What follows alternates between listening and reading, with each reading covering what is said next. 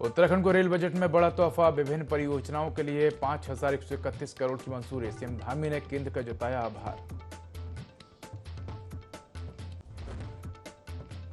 CM Dhami ने टिहरी के अमर शहीद श्रीदेव सुमन को दी श्रद्धांजलि। पुण्यतिथि पर शहीद को श्रद्धा सुमन की अर्पित। टिहरी जन क्रांति के नायक हैं श्रीदेव सुमन।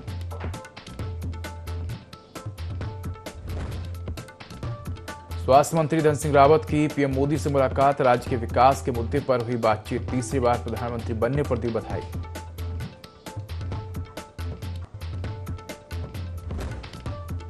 सीएम धामी के फैसलों से खनन माफियाओं में बौखलाहट। स्टोन क्रशर पर चला वन विभाग का हंटर। अवैध खान रोकने के लिए चलाया अभियान।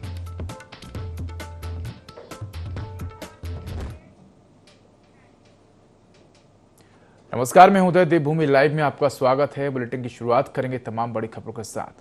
केंद्र सरकार ने उत्तराखंड में रेल परियोजनाओं के लिए 5,131 करोड़ रुपए का आवंटन किया है। इससे न केवल यहां चल रहे कार्य त्वरित गति से आगे बढ़ेंगे, बल्कि नई परियोजनाओं पर भी काम शुरू हो सकेगा। साथ ही उत्तराखंड में रेल नेटवर्क को सुदृढ़ भी किया जाएगा। सामरिक और चारधाम यात्रा की दृष्टि से महत्वपूर्ण ऋषिकेश से कर्णप्रयाग रेल परियोजना का काम वर्ष 2026 के मध्य तक पूरा हो जाएगा।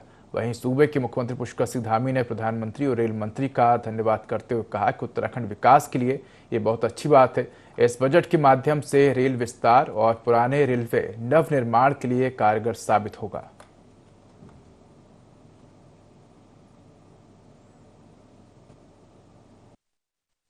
आदरणीय प्रधानमंत्री जी का और आदरणीय रेल मंत्री जी का धन्यवाद करता हूं कि इस बजट में 5,000 से अधिक करोड़ की धनराशि का प्रावधान उत्तराखंड के अंदर रेल के विस्तार के लिए, पुराने जो हमारे रेलवे स्टेशन है उनके नवनिर्माण के लिए, सौंदर्यीकरण और नई रेल लाइनें भी आगे के लिए उसकी डीपीआर बनाने के लिए जो प्रस्ताव उन्होंने वहाँ रखे हैं, निश्चित रूप से हमारे उत्तराखंड के लिए ये बहुत ही विकास के लिए बहुत अच्छी बात है। मैं आदरणीय प्रधानमंत्री जी का और रेल मंत्री जी का धन्यवाद।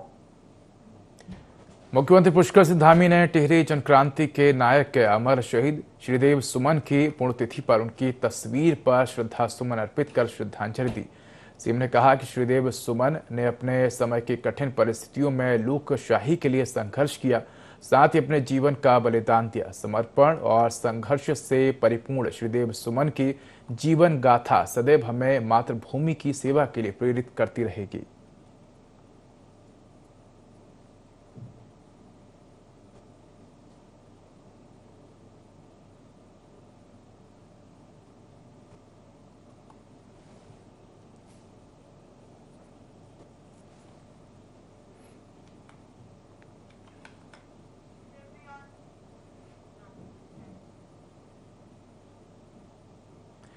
दिल्ली में बन रहे केदारनाथ मंदिर का विरोध कांग्रेस लगातार कर रही है। हरिद्वार से कांग्रेस प्रदेश अध्यक्ष करण महारा सहित तमाम बड़े नेताओं ने केदारनाथ बचाओ यात्रा की शुरुआत की है, जिसको लेकर भाजपा प्रदेश महामंत्री आदित्य कोठारे ने कहा कि कांग्रेस केदारनाथ धाम के नाम पर केवल राजनीति कर रही है। मुख्यमंत्री पुष्कर सिंह धामी ने अब इसको लेकर कठोर फैसला लिया है और सरकार ने तय किया है कि धामों के नाम से देश में कहीं दुरुपयोग नहीं होगा। साथ ही प्रावधान किया जा रहा है कि अगर इसके नाम से कहीं दुरुपयोग होगा तो उसके खिलाफ कानूनी कार्रवाई की जाएगी।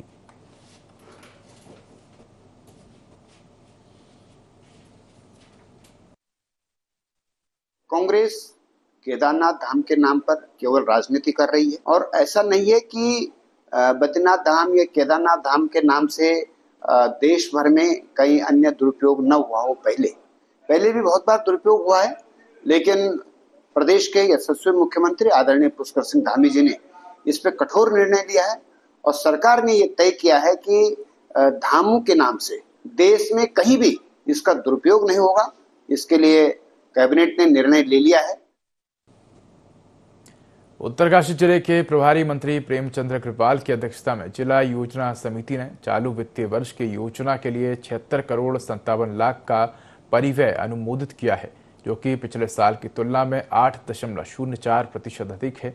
बता दें कि बैठक कलेक्ट्रेट सभागार में की गई, जहां जिला प्रभारी मंत्री प्रेमचंद अग्रवाल समेत कई लोग मौजूद रहे। प्रभारी मंत्री ने अधिकारियों को विकास कार्यों का प्रभावी क्रियान्वयन और नियमित रूप से योजनाओं का स्थलीय निरीक्षण करने के निर्देश देते हुए कहा कि जनप्रतिनिधि प्रस्तुत प्रकरणों पर तत्परता से कार्रवाई करें। हमारी जिला योजना की बैठक है, पूरे वर्ष भर की जो हमारी प्रव्यय है उसको हम लोग तय करते हैं। और आपको जानकारी कि उत्तरकाशी जिले में जो पिछली बार हमारा 70,87,28,000 रुपये का प्रव्यय के रूप में हमने काम किया था, और इस बार 8.36 यानी 8.36% इस बार बढ़ाया है। हरेला पर्व के अवसर पर जिला पंचायत अध्यक्ष मधु चौहान ने कालसी में अपने अनेकों कार्यकर्ताओं के साथ वृक्षारोपण किया। बता दें कि हरेला त्योहार उत्तराखंड में महत्वपूर्ण सांस्कृतिक और पर्यावरणीय महत्व को दर्शाता है, जो मानसून की शुरुआत और देवता शक्ति का जश्न मनाने का प्रतीक है। मधु चौहान ने पर्यावरण संरक्षण और प्रथाओं की आवश्यकता पर जोर देते हुए कहा कि भारत के प्रधानमंत्री नरेंद्र मोदी ने सभी से एक पौधा मां के नाम लगाने का आह्वान किया है। वहीं उन्होंने आगे कहा कि इस योजना का और आयोजन का उद्देश्य वनों और जैव विविधता के संरक्षण के बारे में लोगों के बीच जागरूकता बढ़ाना है, साथ ही मानव और प्रकृति के बीच सद्भाव को बढ़ाना है, जिससे कि हम अपनी प्रकृति को बचाने का काम कर सकें।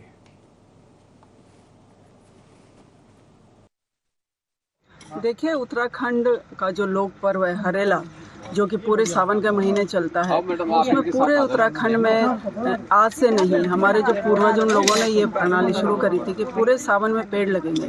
इसके अलावा हमारे देश के जो लोकप्रिय प्रधानमंत्री माननीय मोदी जी, उनका आह्वान है कि हर व्यक्ति, चाहे पुरुष हो चाहे महिला हो, वो लोग अपनी माँ के लिए समर्पित एक पेड़ लगाएंगे।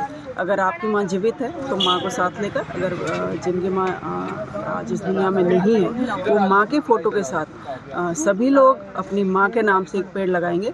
उसी आह्वान पर हम लोग आज कालसी में हमारे यहाँ के जो मंडल अध्यक्ष जी है, हमारे यहाँ पे जो बूथ अध्यक्ष जी है, महिला मोर्चा के हमारे पदाधिकारी, सभी लोग, मंडल के सभी लोग हम लोग यहाँ पर एकत्रित हुए हैं, जिसमें फॉरेस्ट वालों ने और उद्यान विभाग वालों ने हम लोगों को पौधे उपलब्ध कराए हैं। उत्तराखंड के जनपद नैनीताल और उधम सिंह नगर में खनन माफिया की मनमानी चल रही है।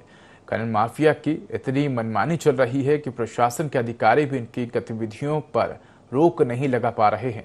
वहीं मुख्यमंत्री धामी के निर्देशों के बाद वन विभाग पूरी तरह एक्शन में आ गया है और वन विभाग खनन में लिप्त सभी खनन माफियाओं पर कार्रवाई करने में जुटा हुआ है।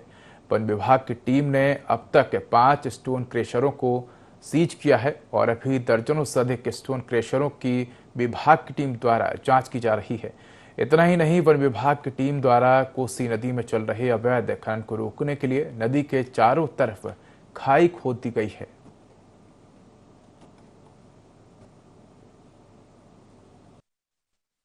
अवैध खनन की स्थिति को लेकर के हम लोग सदा से इस पर कार्रवाई कर रहे थे, लेकिन इस बीच में कुछ ज़्यादा ही एक बृहत जो है अभियान हम लोगों के द्वारा चलाया गया, जिसमें जो भी क्रेशरों के द्वारा अवैध खनन का खनिज खरीदा जा रहा था उनके ऊपर डायरेक्ट कार्रवाई की गई है।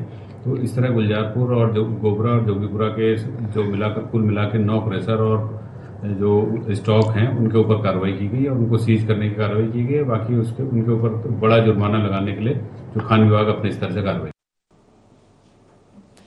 जनपद बागेश्वर के अंतर्गत हरसीला से लगे चचई गांव में जमीन धंसने का मामला सामने आया है। राजकीय जूनियर हाई स्कूल के समीप रोड धंसने से 6 परिवार खतरे की जद में आ गए हैं। वहीं ग्राम प्रधान रमेश जोशी ने कहा कि वह सरकार से मदद की आश लगाए हैं। अगर समय से मदद नहीं की गई तो और भी खतरे की आशंका है।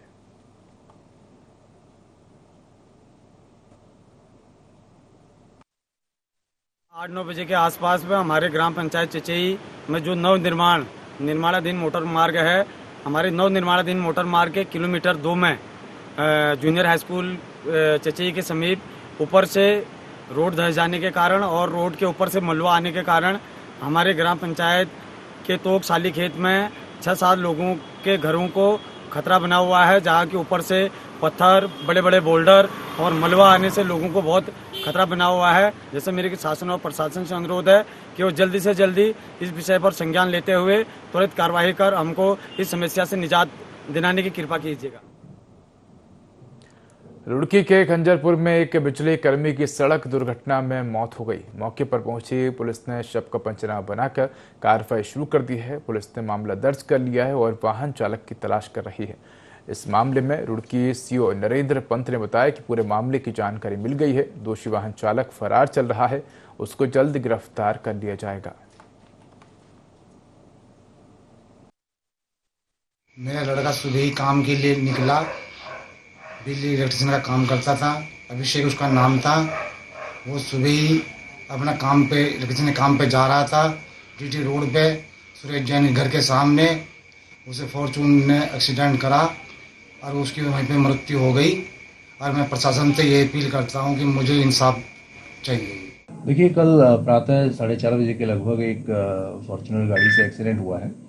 इसमें पुलिस के द्वारा मुकदमा दर्ज कर लिया गया है तथा जो गाड़ी वाला है उसको भी गाड़ी भी पकड़ ली गई है और उचित वैधानिक कार्रवाई की जा रही है। जो भी फरार हैं, जिनका भी विवेचना में प्रकाश में आएंगे, सभी को पकड़ा जाएगा। उचित वैधानिक कार्रवाई सबके खिलाफ की जाएगी। प्रदेश में मानसून के साथ ही अनेक बीमारियां जैसे डेंगू, चिकनगुनिया, वायरल फीवर आदि का भय भी बढ़ गया है। ऐसे में राजधानी देहरादून के अंतर्गत अस्पतालों को ये निर्देश दिए गए हैं कि क्षमता के 10% डेंगू आदि आपातकालीन परिस्थिति के बेड सुरक्षित रखें। वहीं अपर मुख्य चिकित्सा अधिकारी डॉक्टर CS रावत ने बताया कि आगे ये संख्या बढ़ सकती है। इसके लिए अस्पतालों को तैयार रहने के निर्देश दिए गए हैं।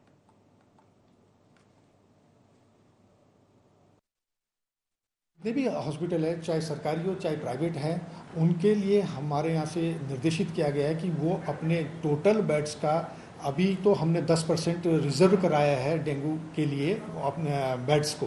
तो दैनिक रूप से उनकी हमारे यहाँ पे रिपोर्ट आती है कि हमारे यहाँ आज कितने वार्ड, कितने बेड खाली हैं। तो वो दैनिक रूप से वो लोग रिपोर्टिंग कर रहे हैं। और जांच की भी जो भी पैथोलॉजी लैब है वो भी अपने डेली की रिपोर्ट हमें भेजते हैं कि हमारे यहाँ आज इतनी जांच हुई है, उसमें जो है इतने नेगेटिव पाए गए हैं।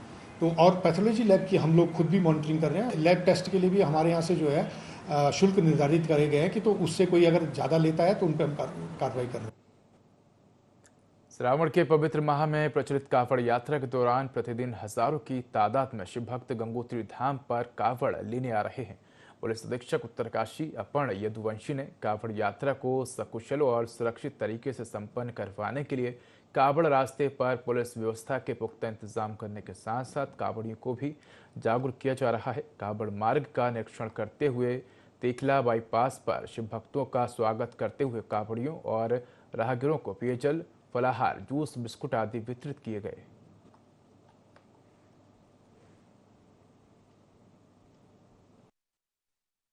कावड़ यात्रा 2024 का आगाज़ हो चुका है और हज़ारों की संख्या में कावड़िए दूर दराज के क्षेत्रों से गंगोत्री जल भरने के लिए आ रहे हैं। तो मैं यही कहना चाहता हूं कि उत्तरकाशी पुलिस आपकी सुरक्षा के लिए पूरी तरीके से प्रतिबद्ध है। और जो ये धार्मिक मेला है, इसके लिए हम लोग आपकी सहायता के लिए पूरी तरह से तत्पर हैं। और हमारा जो पूरी फोर्स है पूरी रूट पे, उत्तरकाशी ज़िले में पूरे रूट पे तैनात है आपकी सेवा के लिए, आपकी सहायता के लिए और आपकी सुरक्षा के लिए। और उनको सुरक्षित यात्रा करने के लिए हिदायत दी गई। उनको जो है जलपान की व्यवस्था भी की गई हम उत्तरकाशी पुलिस के द्वारा। कावड़ यात्रा शुरू हो गई है, जिसको लेकर सभी विभाग अलर्ट मोड में नजर आ रहे हैं। वहीं खाद्य सुरक्षा विभाग भी हरिद्वार से लेकर नारसन बॉर्डर तक होटल, ढाबों, दुकानों में खाद्य पदार्थों की जांच कर रहे हैं ताकि शिव भक्तों के स्वास्थ्य का ध्यान रखा जा सके। वहीं 15 ढाबों और दुकानों के सैंपल जांच के लिए भेजे गए हैं, जबकि 5 को नोटिस भी जारी किए गए हैं जिनके पास फूड लाइसेंस नहीं है। साथ ही जिन जगहों पर गंदगी पाई गई उन्हें भी नोटिस जारी किया गया है। वहीं खाद्य सुरक्षा विभाग के अधिकारियों का कहना है कि कावड़ मेले तक लगातार चेकिंग अभियान जारी रहेगा, जिसमें भंडारे भी शामिल हैं।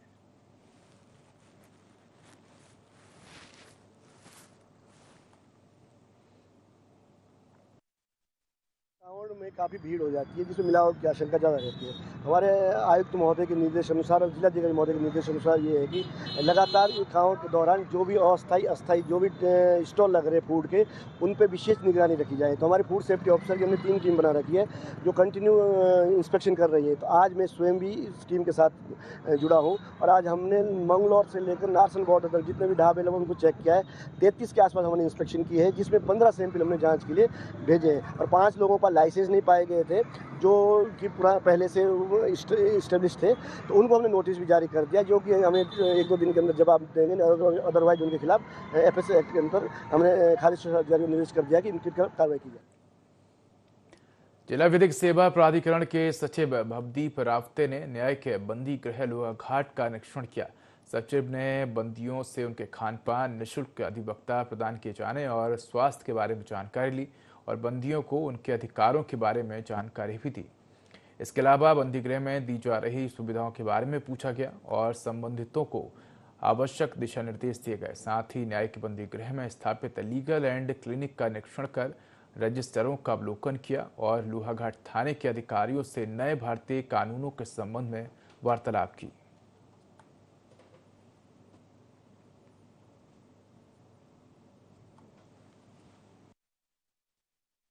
पुलिस के लिए जो ऑनलाइन FIR है, 0 FIR है, उसके लिए नए रजिस्टर बनाने हैं, नया उसका रिकॉर्ड रखना है। तो उसी बारे में था कि नए कानूनों के तहत पुलिस ने इस तरह की व्यवस्था कर ली है, नहीं कर ली है। महिलाओं के मामले हैं, उसमें काउंसलिंग करवा रहे हैं, नहीं करवा रहे हैं, क्या व्यवस्था है। इसके अतिरिक्त हिट एंड रन के जो मामले हैं उसमें घायल और जो मृतक हैं उनको 50,000 से लेकर 2,000 रुपये तक की जो सहायता राशि है उसके बारे में जानकारी दी जा रही है, नहीं जा रही है। इन्हीं सब बिंदुओं पे आज जो है थाने का औचक निरीक्षण किया गया था, जिसमें संतोषजनक व्यवस्थाएं पाई गई हैं। बिंदुओं पे हम जो है निरीक्षण करते हैं ताकि जो है उनके भी अधिकार हैं उनका पूरा पालन हो। मानसून की दस्तक के बाद पूरे प्रदेश में लगातार भारी बारिश का दौर जारी है। वहीं प्रदेश में कई जिले ऐसे हैं जहां सामान्य से कम बारिश आंकी गई है। मौसम विभाग की माने तो आने वाले दिनों में प्रदेश भर में मध्यम बारिश रहने का अंदाजा है। साथ ही कहीं कहीं भारी बारिश भी देखने को मिल सकती है। मौसम विभाग के निदेशक विक्रम सिंह ने कहा कि प्रदेश के अधिकांश हिस्सों में राजधानी देहरादून समेत टिहरी और पौड़ी जिले में भारी बारिश हो सकती है, जिसे लेकर प्रशासन पूरी तरह से तैयार है ताकि जान माल का नुकसान ना हो।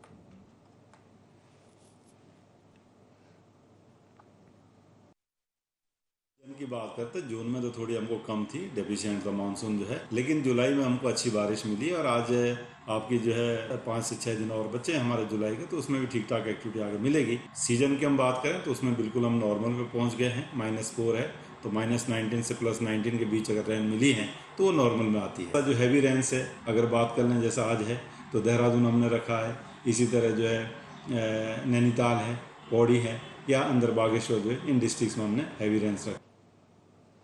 खबर हरिद्वार के पिरान करियर से है, जहां शिव भक्तों की कुछ तस्वीरें भाईचारे का पैगाम दे रही है। हरिद्वार से गंगा जल लेकर अपने गंतव्य की ओर रवाना हुए कांवड़ियों के एक जत्थे ने विश्व प्रसिद्ध दरगाह पिरान कलियर में अकीदत के फूल पेश किए और दरबार में दर्शन कर मुल्क में अमन सलामती की प्रार्थना की। कांवड़ियों का जत्था पिरान कलियर स्थित विश्व प्रसिद्ध दरगाह हजरत महदूम अलाउद्दीन अली अहमद साबिर पाक में हाजिरी के लिए पहुंचा। कांवड़ियों के जत्थे ने पहले दरगाह में हाजिरी पेश कर अकीदत के फूल चढ़ाए, उसके बाद देश की खुशहाली, तरक्की, उन्नति की प्रार्थना की। कांवड़ियों के जत्थे का स्थानीय लोगों ने स्वागत किया।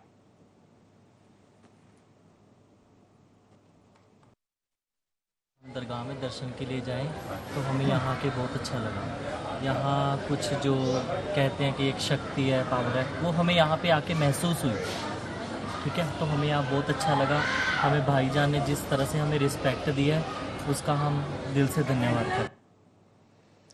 ऑपरेशन क्रैकडाउन के तहत एसपी चंपावत अजय गणपति की ओर से दिए गए निर्देशों के तहत पुलिस ने चंपावत जिले में अवैध रूप से लगाई गई भांग की खेती को नष्ट किया। इस दौरान एसएचओ ने ग्रामवासियों को भांग की खेती के दुष्परिणामों के बारे में जागरूक करते हुए भांग की खेती न करने के लिए जागरूक किया।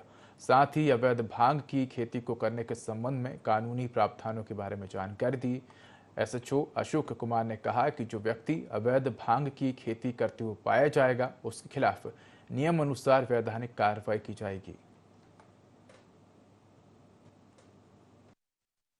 ऑपरेशन क्रैकडाउन अभियान चल रहा है हमारा, जिसमें जो है नशे के विरुद्ध चल रहा है। उसमें जो कल हम लोगों ने अपनी टीम बनाकर थाने की टीम बनाकर अपने क्षेत्र में जो है कम से कम 12 से 15 नाली के जो है भांग नष्ट की है। और इसमें यदि कोई अपने खेतों में, निजी खेतों में यदि भांग उगाएगा तो इसके विरुद्ध एनडीपीएस के तहत कार्रवाई की जाएगी। जी हाँ, लगातार कंटिन्यू चलेगा क्योंकि उच्चाधिकारियों के निर्देशन में ही चल। चमोली जनपद में बारिश का दौर जारी है। करीब 56 मिलीमीटर रिकॉर्ड बारिश हुई है। भारी बारिश से कई जगह नेशनल हाईवे बाधित हो गए हैं। भूस्खलन के चलते मलारी राष्ट्रीय राजमार्ग बंद हो गया है। नीति घाटी का सड़क संपर्क जोशीमठ मुख्यालय से टूट गया है। धोली गंगा घाटी के करीब 30 गांवों की आवाजाही प्रभावित हो गई है। सेना, आईटीबीपी सहित नीति मलारी बॉर्डर के 2 दर्जन ऋतु प्रवासी गांव की आवाजाही बाधित हुई है। बीआरओ हाईवे खोलने में जुट गया है।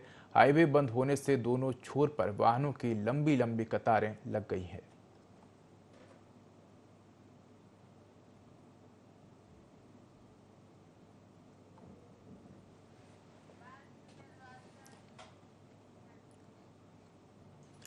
चमोली जनपद स्थित लोकपाल हेमकुंड साहिब के पास हेलीपैड का निर्माण कार्य चल रहा है। इस हेलीपैड का निर्माण कार्य तेजी से चल रहा है। बड़ी संख्या में मजदूर विषम परिस्थितियों के बावजूद अटलाकोटी में हेलीपैड निर्माण कार्य में जुटे हुए हैं ताकि तय समय पर यह रेस्क्यू हेलीपैड बनकर तैयार हो सके। फिलहाल सरकारी पवन हंस कंपनी गोविंद घाट से कांचला हेलीपैड गोविंद धाम घाघरिया तक हेली सेवा का लाभ हेमकुंड साहिब यात्रा पर आने वाले श्रद्धालुओं को दे रही है। बता दें कि प्रदेश का सबसे ऊंचा हेलीपैड बनने जा रहा है। वहीं अटलाकोटी हेमकुंड साहिब में बन रहे इस हेलीपैड का प्रयोग कमर्शियल तौर पर नहीं किया जाएगा, बल्कि इस हेलीपैड का प्रयोग सिर्फ मेडिकल इमरजेंसी, राहत और बचाव कार्य हेतु किया जाएगा।